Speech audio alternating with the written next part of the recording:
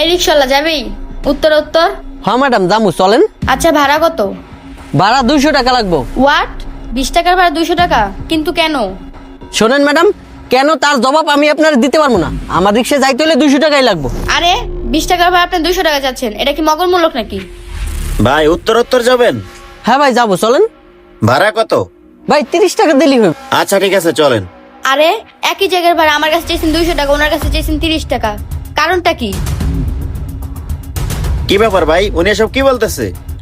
দেখেন না ভাই, একই জায়গার ভাড়া আমার কাছে চাই 200 টাকা, আপনার কাছে চাই 30 টাকা, কারণটা কি ওনাকে জিজ্ঞাসা করেন। হ্যাঁ তাই তো, বিষয়টা তো একটু অন্যরকম দেখা যাচ্ছে। একই জায়গার ভাড়া, আপনি আমার কাছে চাইলেন 30 টাকা, অথচ ওনার কাছে চাইলেন 200 টাকা, কারণটা কি? ভাই কারণটা কি জানতে চান? তাহলে শোনেন। ভাই আপনি এসে আমারে কি বললেন? ভাই যাবেন, আর উনি এসে আমার কাছে কি বললো? এই রিক্সাওয়ালা যাবি? এবার আপনিই বলুন, ওনার ব্যাপার আর আপনার ব্যাপার কি এক হইলো? এই জন্যই ওনার কাছ থেকে আমি 200 টাকা ভাড়া চাইছি। হ্যাঁ ম্যাডাম, উনি তো ঠিকই বলেছে। আপনি ওনাকে সুন্দরভাবে বললেও তো পারতেন, এভাবে বলাটা আপনার উচিত হয় নাই। ভাই আমরা এই রিক্সা চালাই দেখা কিছু কিছু মানুষ আছে আমাকে মানুষই মনে করে না, একবার তুচ্ছ মনে করে। শোনেন ম্যাডাম, আপনার একটা কথা বলি, আমরা এই প্যাডের দায় রিক্সা চালাই, এমন তো না যে আমরা চুরি করে খাই। শোনেন ম্যাডাম, আমরা কারো গোলামি করি না। আমরা গরিব হয়েছি তো কি হয়েছি, গরিবদের শুধু অপমান করে এই কথা কইবেন তা কিন্তু হইব না। আমরা রিক্সা চালাই দেখা আমাকে তুচ্ছ করে কথা বললেন, আমাকে কোনো দামই দিলেন না। তবে একটা কথা কি ভেবে দেখছেন, এই রিক্সা যদি না থাকতো না, আপনার ডেলির কাজ ডেলি করতে পারতেন না, আপনার সময় মতন গিয়ে অফিসও করতে পারতেন না। হ্যাঁ ম্যাডাম, উনি কিন্তু সত্যি কথাই বলেছে। ওনারা আছে বলেই আমরা অফিসের কাজগুলো সময় মতো যেয়ে করতে পারতেছি। আর ওনারা যদি না থাকতো না, আমাদের ডেইলির কাজ ডেইলি পায়ে হেঁটে যেয়ে করতে হতো, সময় মতো আমরা করতেও পারতাম না। আর ওনারা কাজ করে খায়, চুরি করে খায় না। অনেক মানুষই আছে রিক্সাওয়ালাদেরকে মানুষই মনে করে না, তাদেরকে সবসময় ছোট করে কথা বলে।